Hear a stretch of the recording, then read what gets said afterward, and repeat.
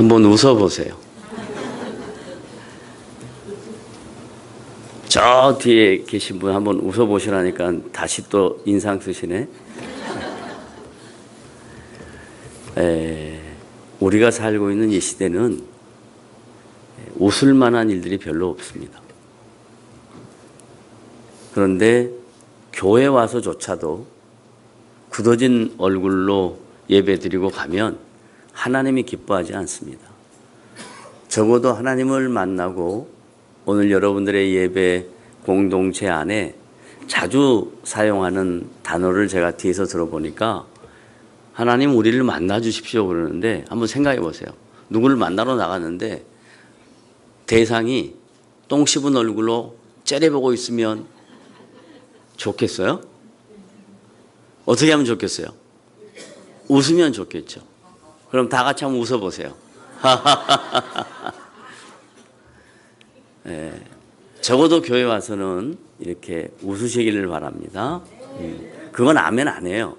그냥 부탁하는 말이에요.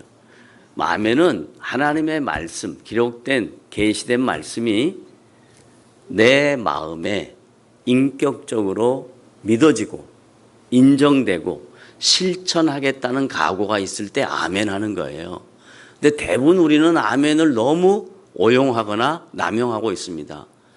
오용이란 말은 지금 같은 경우요. 다 웃으시길 바랍니다. 그러면 아멘 하는 건 오용이고, 남용은 뭐냐면 아멘을 했는데 실천은 안 하는 거예요. 입으로는 하고 돌아서면 끝이에요. 이게 우리 한국 교회 성도들의 가장 큰 문제점입니다. 다시 정리하겠습니다. 주일날 예배 드리러 와서 우리가 하나님을 만나는데 기쁜 얼굴로, 즐거운 얼굴로, 또 밝은 얼굴로 예배에 동참하는 여러분 되시길 바랍니다.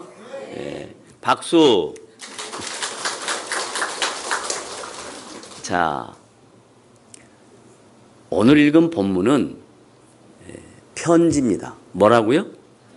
편지예요, 편지. 편지는 쓰는 사람이 있고 받는 사람이 있죠. 그러면 이 고린도 전서, 후서 그러면 고린도라는 교회에 편지를 한 번 보냈다는 거예요? 두 번 보냈다는 거예요? 두 번 보냈다는 거예요. 그러니까 한 번은 시차적으로 빨리 보낸 것을 전서라 하고, 잠깐 시간의 텀을 두고 그 다음 보낸 편지를 후서 이렇게 얘기합니다. 그래서 고린도 전서와 후서는 두 편지 내용을 받았습니다. 교회가. 그리고 이 편지를 누가 썼습니까? 목사님, 방금 전에 웃으라고 해놓고 이렇게 큰 질문을 하면 어떻게 웃겠습니까? 이거 아니에요? 따라하세요. 바울이 썼습니다. 누가 썼다고요? 아침 안 드시고 오셨구나. 다시 누가 썼다고요? 이렇게 크게 얘기하면 잊어버리잖아요. 연세 드신 분들은 특별히 크게 말씀하시면 잊어버리지 않아요. 그게요, 왜 잊어버리지 않냐면 말하고 귀까지 울리니까 뇌까지 가는 거예요. 근데 바울이요 이러면 금방 잊어버려요. 누가 썼다고요? 바울이요. 네, 바울이 썼어요. 바울이 뭘 썼다고요? 뭔 편지? 고린도 전서와 후서를 썼다고요. 그 중에 오늘 읽은 3장에는 어떤 내용을 쓰고 있냐면, 교회 안에 고린도 교회를 이끌어갔던 영적 지도자들이 있었어요. 그리고 고린도 교회 성도들이 있었어요. 그러면 지도자와 성도는 하나님의 나라를 이루는 하나님 나라의 백성들이에요. 지도자 따로 성도 따로 이거 아니에요. 지도자와 성도가 함께 모여서 무엇을 이루어 간다고요? 하나님의 나라. 큰 소리 하세요. 뭘 이루어 가요? 하나님의 나라. 그러니까 교회는 하나님의 나라가 이루어져 가는 곳입니다. 하나님의 나라가 이루어져 가는 곳이니까 거기에는 기쁨이 있어요. 기쁨이 있기 때문에 반응이 웃음이라는 얘기예요. 하나님의 나라는 분열이 있거나 하나님의 나라는 아픔이 있거나 고통이 있지 않아요. 하나님의 나라는 뭐가 있다고요? 기쁨이 있어요. 따라합니다. 하나님의 나라는 뭐가 있어요? 기쁨이 있어요. 기쁨이. 그 리스폰스, 반응으로 하는 게 웃음이에요. 그런데 교회 공동체 안에 기쁨이 없다 혹은 웃음이 없다, 이 말을 다른 말로 바꾸면 교회라는 장소에는 들어왔는데, 이 공간 안에 들어왔는데 여러분의 생각, 마음가짐이 세상에 살던 모습하고 똑같이 생각하고 마음가짐을 가졌다, 이 말이에요. 세상 나라는 전부 다 이익이 우선이에요. 세상 나라는 다 자기가 우선이에요. 그러니까 자기가 우선이니까 가정에서도 다툼이 있고, 자기가 우선이니까 손해보는 일을 안 하는 겁니다. 교회는 하나님의 나라가 이루어져가는 공동체이기 때문에 손해를 볼 수 있어요. 교회는 남이 나보다 더 많은 유익을 가질 수 있는 것이 오직 교회예요. 근데 교회 와서 똑같은 성도들이 똑같이 자기만을 주장하고 자기 생각만이 옳다고 하고 손해를 전혀 보지 않으려고 하면 여기는 장소만 교회이지 하나님의 나라의 모습이 없어지는 거예요. 하나님의 나라는 손해본다. 따라서요. 하나님의 나라는 뭐한다? 손해본다. 그 다음에 하나님의 나라는 상대방 우선이다. 시작. 이게 교회 공동체 하나님의 나라에서만 볼 수 있는 거예요. 여기를 떠나서 밖에 여러분이 동호회 회원들 모인 곳에 가서 저 사람의 유익을 위해서 상대방이 우선이다 그러면 뭐라고 이야기하냐면 저런 바보 그럽니다. 저런 얼간이 속도 없는 거 그럽니다. 그런데 그것이 교회 공동체 안에서 이루어지면 하나님이 그 교회 공동체를 이끌어 가신다는 것을 믿으시기를 바랍니다. 그러니까 교회는 바보가 많아야 돼요. 따라하세요. 교회는 뭐가 많아야 돼? 그럼 나는 그렇지. 내가 바보다. 그러면 되는 거예요, 이거. 그런데 교회 와서 자기가 증명돼야 돼. 교회 와서 자기가 확인돼야 돼. 까불지마 내 말 들어. 이게 교회가 아니다 이 말이에요. 교회는 우리 모두 다가 바보가 되는 장소예요. 따라합시다. 서로 얼굴을 쳐다봐야지. 서로 그러면 서로 바보가 되자. 자, 그래요. 자, 그러면 정리합니다. 왜 이런 말을 하냐? 바울이 고린도 교회 안에 갈등이 생긴 이야기를 들어요. 그런데 이 갈등이 다른 갈등이 아니라 고린도 교회에게 영적 영향력을 끼쳤던 지도자들을 놓고 나는 누가 좋다, 나는 누가 좋다 이러는 거예요. 네? 사람은 완벽한 사람은 아무도 없어요. 아무도 없어요. 이건 농담이에요. 그리고 사실이에요. 저희 교회 위임 투표를 하러 오셨던 목사님 계셨는데 그분이 끝나고 저한테 이런 얘기를 했어요. 목사님, 남산교회는 공산당보다 더하네요. 왜요? 아니, 제가 목회하면서 이런 경우를 한 번도 보지 못했다 그래요. 그게 뭔 소리입니까? 투표 결과를 봤더니 100%였다는 거예요. 100%. 이게 말이 되죠? 제가 깜짝 놀랐습니다. 그 이후로 더 성도들을 잘 섬겨야 되겠다 하는 마음가짐을 가졌는데요. 여러분, 사람에게는 완전할 수 없습니다. 저에게는 허물이 너무 많습니다. 저에게는 부족함이 너무 많습니다. 그런데 그 부족함과 허물을 성도들이 좋게 봐주는 겁니다. 그러니까 누가 멋있어요? 성도가 멋있는 거죠. 여러분이 멋있는 성도가 되려면 허물이 있거나 부족이 있다 할지라도 그걸 덮을 줄 알아야 돼요. 왜냐하면 성경에 사랑은 허다한 죄를 뭐한다? 덮느니라. 여러분 입으로는 사랑한다고 하면서 왜 상대방의 허물을 자꾸 들칩니까? 이건 사랑이 아닙니다. 사랑은 허다한 모든 죄를 덮는 겁니다. 그걸 다른 말로 바꾸면 내가 뒤집어 쓸게 이 말입니다. 그래서 바울이 고린도 교회 성도들에게 있는 교회 안의 갈등, 지도자들에 대한 갈등 때문에 크게 두 사람이 있었어요. 아볼로라는 사람이 있었고 누가 있었어요? 손가락이 있었잖아요. 누가 있었어요? 아볼로가 있었고 바울이 있었어요. 누구와 누구? 아볼로. 또 누구? 바울. 다 같이. 누구? 아볼로와 바울. 아볼로는요, 구약에 능통했던 사람이에요. 어디에 능통했다고요? 구약에. 바울은 신약에 능통한 사람이에요. 그러니까 아볼로가 가르치는 중요점이 구약적 개념이 더 많았을 거예요. 바울은 가르침이 신약적 개념이 많았을 거예요. 그러니까 교회 공동체 성도들이 갈등을 하는 거예요.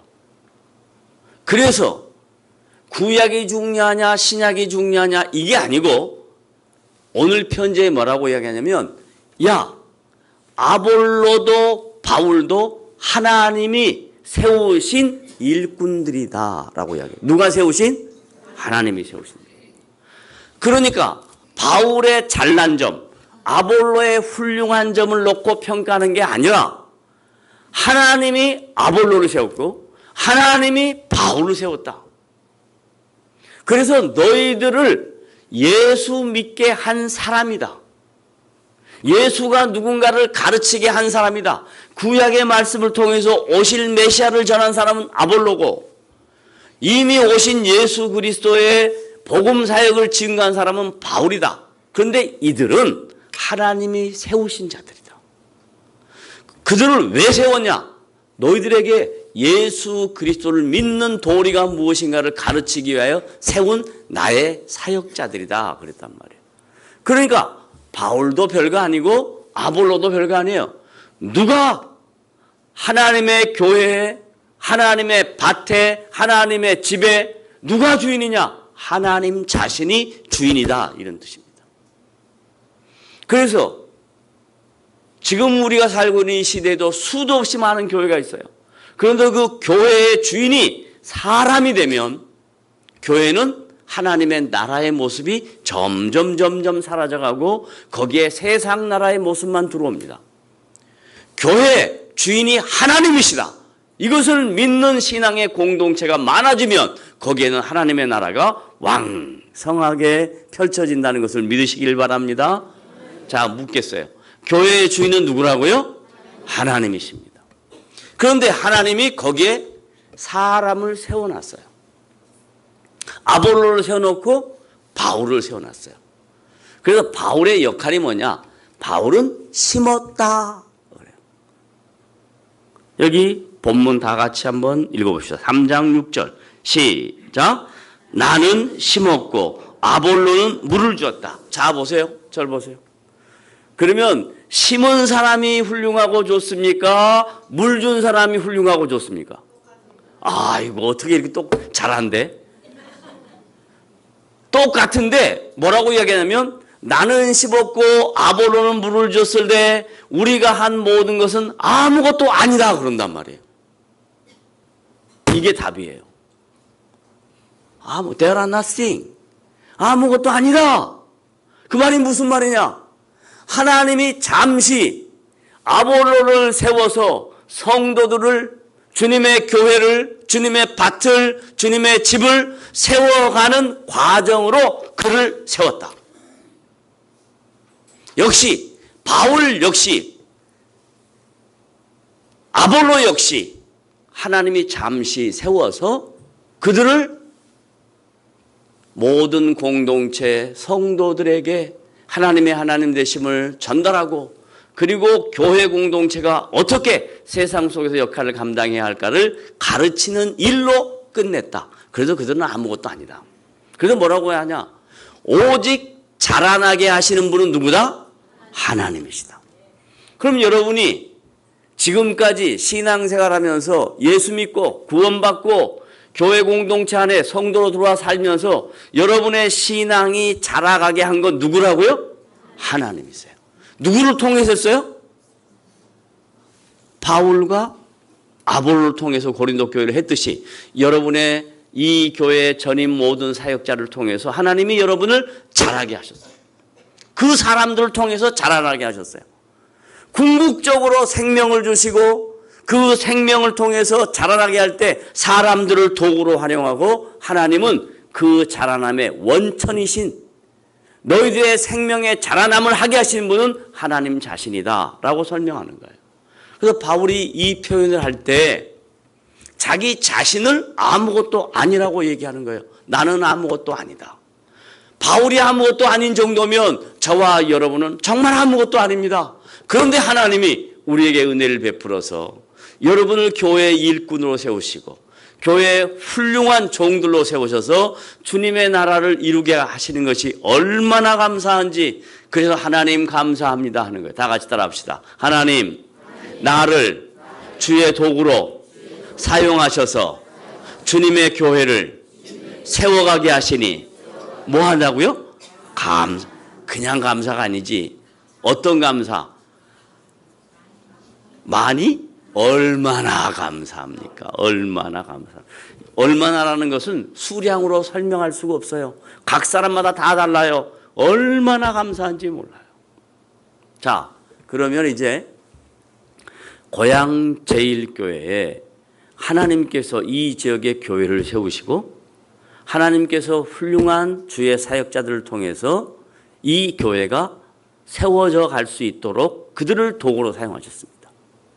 뿐만 아니라 이제 앞으로 이 교회를 이끌어갈 사역자도 하나님이 그에게 은혜를 베푸셔서 이 교회를 아름답게 세워갈 줄로 여러분이 믿으시고 여러분의 마음속에 하나님이 세우신 그 사역자 그는 아무것도 아니지만 하나님이 그를 세워서 이 교회를 아름답게 세워가신다는 것을 믿으시면서 하나님 우리 교회를 하나님이 세우신 아름다운 교회로 세워주시기를 간절히 소원합니다 하는 그런 마음으로 오늘 이 예배에 임하시고 예배 후에 공동회의 때 투표에 임하시는 복된 성도들 되시기를 주님의 이름으로 부탁을 드립니다. 아멘. 그러면 이제 하나님이 우리를 자라나게 하셨다 그랬는데 뭘로 자라나게 하시냐 이 말이에요.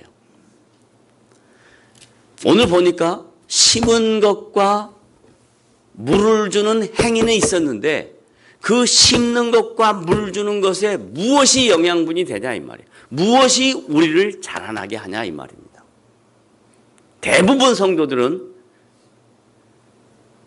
목사님이 어떻게 우리에게 가르쳤는가에 따라서 성도들의 수준과 교회의 수준이 나타납니다.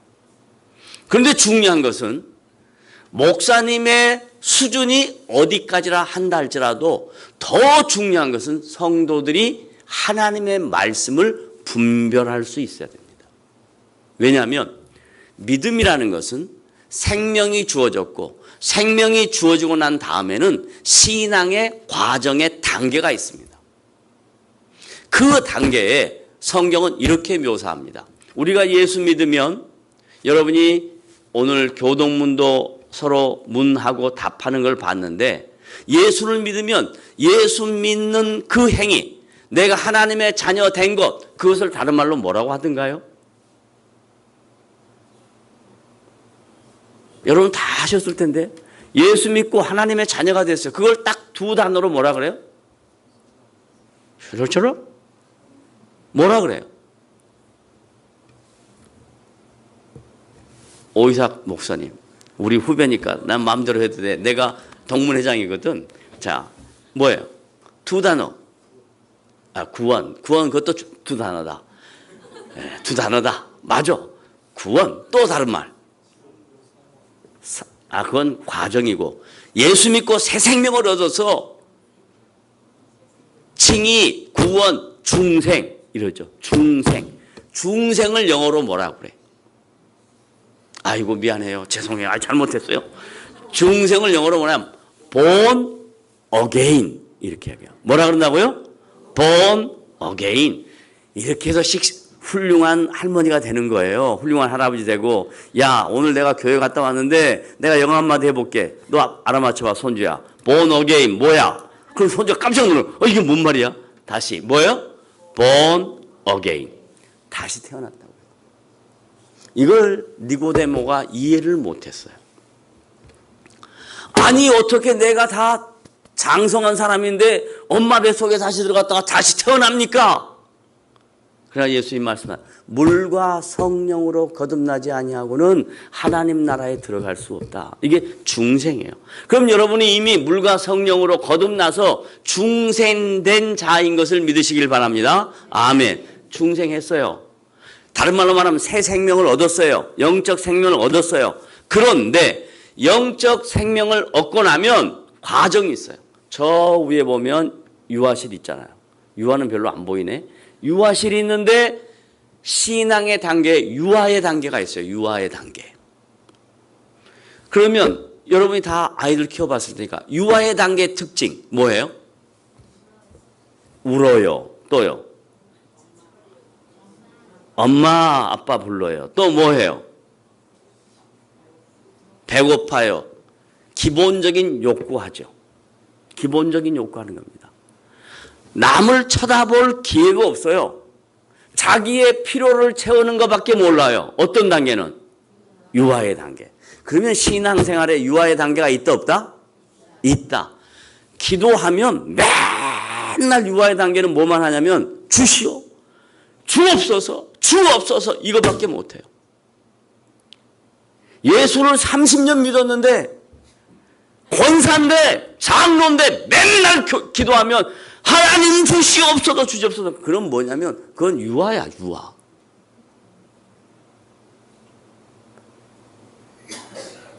자, 그 다음에 이제 유치원을 가요. 유치하다는 말이 무슨 말인지 아십니까? 유치. 이게요. 바둑을 두면요.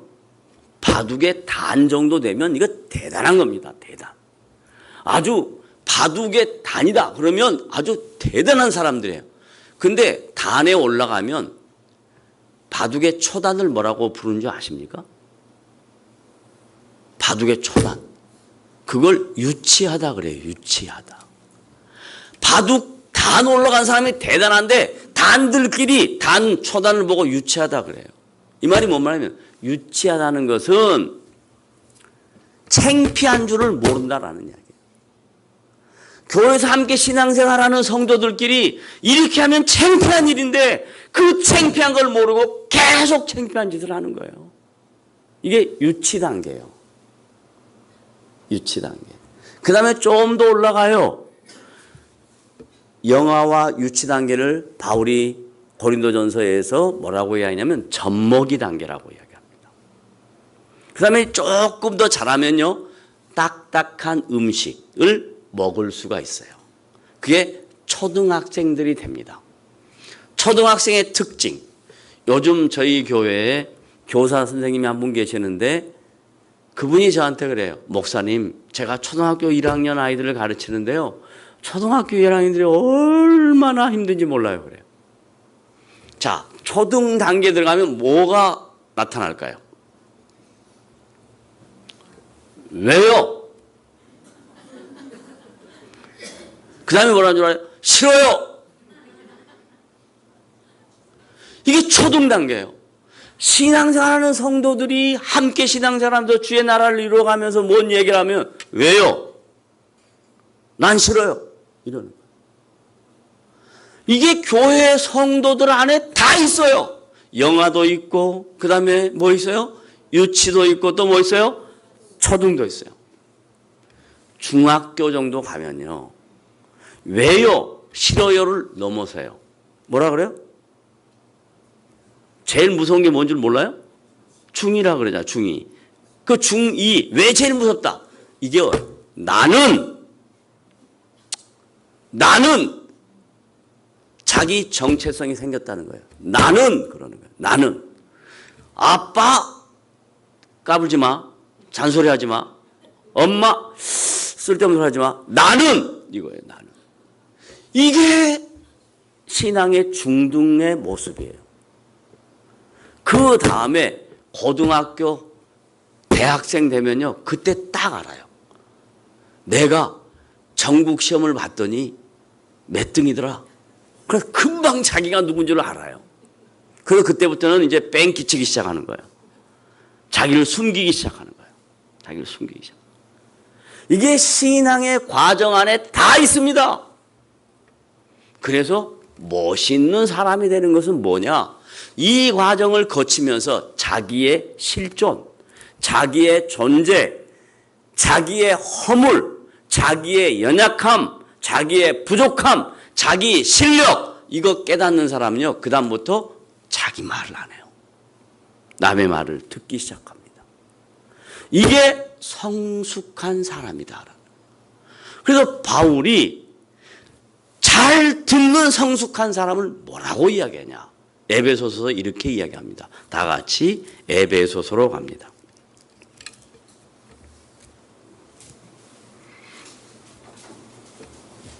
에베소서 4장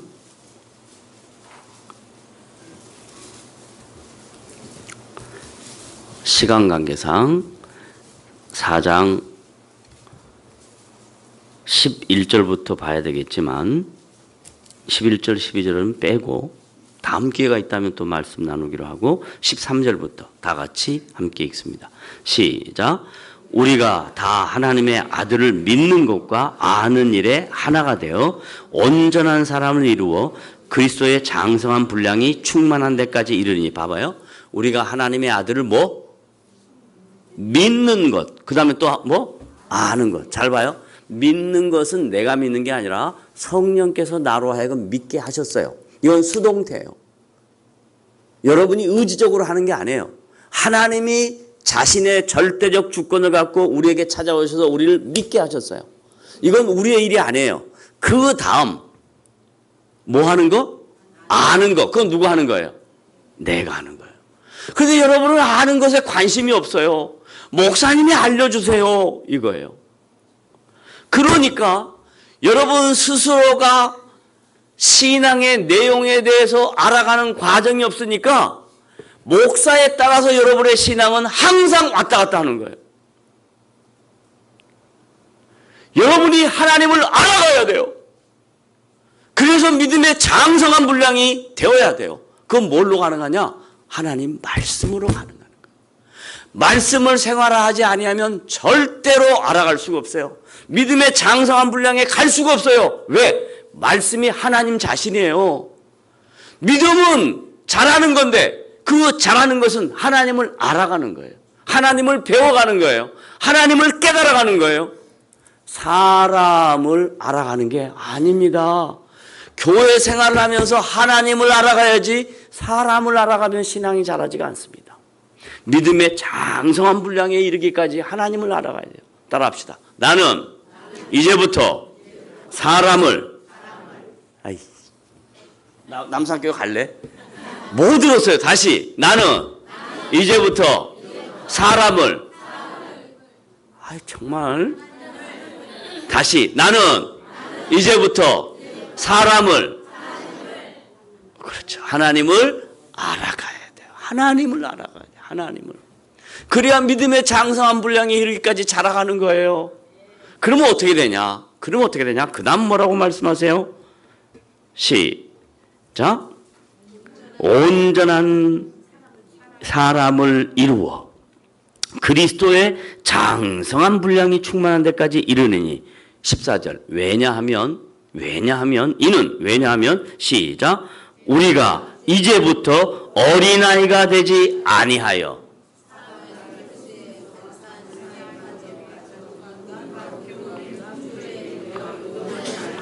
그러면 신앙의 영적 어린아이 상태 세 가지. 날 쳐다보면 답이 나와요? 성경에 나와 있잖아요. 지금 1번. 뭐예요? 사람의 속임수. 2번.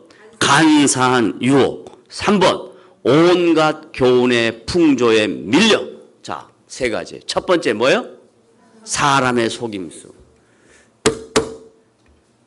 아이들을 속여먹기 제일 좋아요. 그 아이의 피로만 채워주면 금방 넘어와요. 저희 교회에 강도사님 아들 둘이 있는데 서율이와 희율이에요. 이제 7살, 5살인데 이 자식들이 자기 기분 좋을 때는 인사를 하고 자기 기분 나쁘면 인사를 안 해요. 그러면 제가 얼마나 열받겠어요. 그래서 방법을 이렇게 했었어요. 맛있는 거, 걔들이 좋아하는 거 그것만 딱 갖고 있다가 와서 인사 안 하면 그거 딱 주면 어떻게 해요? 금방 인사해요. 그러면 자기 감정하고 관계없이 뭐에 넘어간 거예요? 자기의 피로에. 그게 간사한 사람의 속임수예요. 속임수. 예? 신앙생활에요. 얼마나 많은 일로 우리를 속이는지 몰라요. 근데 그게 간사한 거예요. 그럴듯해요. 그거 가면 있는 것 같아요. 그 속임수에 빠지는 거예요. 그게 어린아이의 특징입니다. 간사한, 사람의 속임수. 그 다음 두 번째 뭐예요? 간사한 유혹. 세 번째 뭐예요? 온갖 교훈의 풍조에 밀려. 여러분, 우리가 살고 있는 이 시대를 뭐라고 얘기합니까? 포스트 모더니즘 시대라고 그러죠. 이 포스트 모더니즘은요, 제도, 법률, 규칙, 이런 모든 것들을 다 부정하는 거예요. 그리고 다 자기만 옳다는 거예요. 이게 우리가 살고 있는 시대예요. 이 자기만 옳다는 시대를 사도 바울이 디모데에게 디모데후서 3장에서 이야기했어요. 디모데야, 종말이 다가오면 이런 일이 생길 것이다. 1번 뭘까요? 디모데후서 3장 찾아봅시다. 그럽니다. 디모데후서 3장 뒤로 갑니다. 디모데후서 3장 1절 시작. 너는 이것을 알라. 말세 고통하는 때가 이르러. 스톱. 바울이 지금 디모데에게 말세라는 단어를 쓸 때 이 말세는 언제부터가 말세냐? 살고 있는 시대의 환경이 엉망진창이 되니까 그걸 말세다 그러지 않아요. 성경에서 말하는 말세는 예수님이 오신 그 이후부터를 말세라 그래요. 그래서 예수님이 오시고 초림하시고 재림하실 때 그 모든 기간을 뭐라 그런다? 말세라 그런다. 그럼 말세에 나타난 현상은 뭐냐? 2절 시작. 사람들이 자기를 사랑하며. 2번 뭐요? 돈을 사랑하며. 스톱. 2000년 동안 이 말세가 어떻게 움직이냐면 이기주의, 그것이 시대마다 다르게 나타났을 뿐이에요.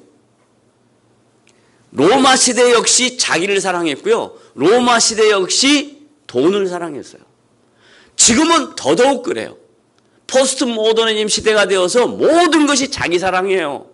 그러니까 교회하고 세상하고 완전히 다를 수밖에 없죠. 예수를 잘 믿으면 세상에서 절대로 잘 될 수가 없어요. 예수를 엉뚱하게 믿으면 세상에 잘 될 수 있습니다.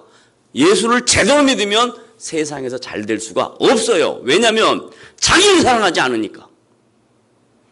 두 번째, 돈을 사랑하지 않으니까. 예수 믿고 잘 됐다. 이건 뭔가 잘못되어 있는 거예요. 하나님이 만약에 우리에게 복을 주셨다. 그러면 그 복은 다른 사람을 섬기라고 준 거예요. 자기를 자랑하고 증명하라고 준 거 아니에요. 성경에 너희는 이것을 알아라. 종말의 마지막 때 분명히 이런 모습이 나타날 텐데 자기를 사랑하며 돈을 사랑하고, 돈을 사랑하면 자동적으로 따라오는 게 뭐냐? 무정해요. 세상이 엉망진창이에요. 이런 세태 속에 우리가 살고 있어요.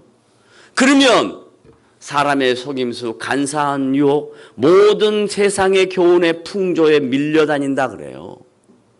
에? 집사들이 모이기만 하면 맨날 돈 이야기만 해. 권사들이 모이면 맨날. 이러면 이건 하나님이 우리에게 신앙의 단계에서 성숙하도록 요구한 그 요구에 부응하지 못하는 거예요. 말씀이 없으니까 이렇게 가는 거예요. 말씀이 있으면 이렇게 되는 거예요. 하나님의 나라는 먹고 마시는 것이 아니에요.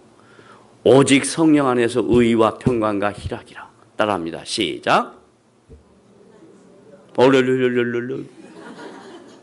따라요. 하나님의 나라는 먹고 마시는 것이 아니요 오직 성령 안에서 의와 평강과 희락이니라. 이것이 있어야 하나님의 교회가, 세상은 어떻게 돌아가든지 말든지 하나님의 교회가 풍성해질 줄로 믿으시기를 바랍니다. 이게 하나님이 여기에 고향 제1교회를 세워놓으신 목적이에요. 이것을 놓치고 맨날 모여서 세상하고 똑같은 모습으로 성도들끼리 누가 돈을 많이 벌었대, 누가 잘 나갔대, 이런 거 하고 있으면 여기에는 교회는 세워져 있는데 하나님의 나라는 썩어져 갑니다. 그러나 힘들고 어렵고 아프고 고통스럽고 지치고 문제가 많고 그런 성도들이 모여서 나는 이번 한 주간 동안 하나님이 내 인생 속에 고통이 있었지만 여기까지 나를 인도하셨다는 것을 믿고 감사합니다. 이런 성도들이 모여들면 교회의 크기가 작건 말건 성도가 많건 적건 아무 관계없이 그곳에 하나님의 나라가 아름답게 확장될 줄로 믿으시기를 주님의 이름으로 부탁을 드립니다. 그런 고향 제1교회가 되시기를 바랍니다. 아멘. 기도합시다.